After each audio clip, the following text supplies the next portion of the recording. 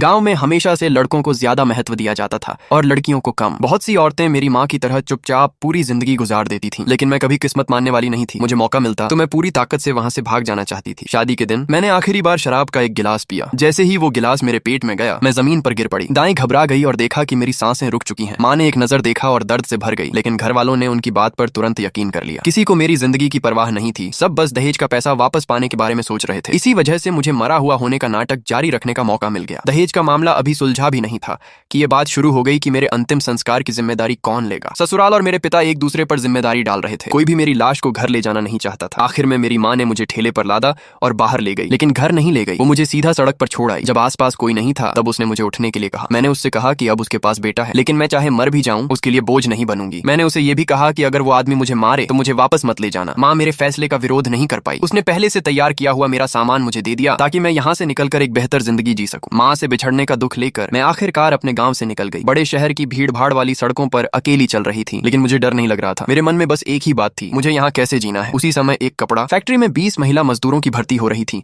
और मुझे आखिरी जगह मिल गई। लेकिन फैक्ट्री मालिक की बेटी बिना लाइन में लगे ही मेरी जगह ले गई। मुझे समझ आ गया कि अगर मैंने कुछ नहीं किया तो आज मुझे सड़क पर सोना पड़ेगा। इसलिए मैंने मालिक की बेटी को पकड़ लिया और वहीं बैठकर उन पर आरोप लगाने लगी कि वो गलत तरीके से भर्ती कर रहे हैं। वहां मौजूद लोग इस मामले को बड़ा नहीं बनाना चाहते थे, इसलिए उन्होंने कहा कि अगर मैं अपना नाम लिख पाऊं तो मुझे मौका मिलेगा। मैंने कभी पढ़ाई नहीं की थी, लेकिन स्कूल के बाहर खड़े होकर दूसरों को पढ़ते हुए सुनती थी। उसी से मैंने थोड़ा बहुत लिखना सीखा था और किसी तरह अपना नाम लिख दिया। लेकिन असली परीक्षा अभी बाकी थी। 2 घंटे के अंदर एक कपड़ा सिलकर दिखाना था। मैंने कभी सिलाई मशीन नहीं चलाई थी। जैसे ही मैंने मशीन चलाई, मेरी उंगली दब गई और लोग मुझ पर हंसने लगे। सबको लग रहा था कि मैं फेल हो जाऊंगी, लेकिन हार मानना मेरे स्वभाव में नहीं था। मैंने सुई धागा निकाला और हाथ से कपड़ा सिलना शुरू कर दिया। दूसरों की तुलना में मैं बहुत पीछे थी और घबराहट में कई बार मेरी उंगली में सुई भी चुभी, लेकिन मैंने ध्यान सिर्फ अपने काम पर रखा। आखिरी समय तक सबने अपना काम जमा कर दिया था और मैं ही अकेली बची थी। लेकिन आखिरी पल में मैंने भी अपना कपड़ा पूरा कर लिया। सबको लगा कि मुझे कोई मौका नहीं मिलेगा, लेकिन जब अधिकारी ने मेरा काम देखा तो उसकी बारीकी देखकर उसने मुझे ट्रायल का मौका दे दिया। मुझे 30 दिन में मशीन चलाना सीखना था और दूसरों के साथ मिलकर 50 अच्छे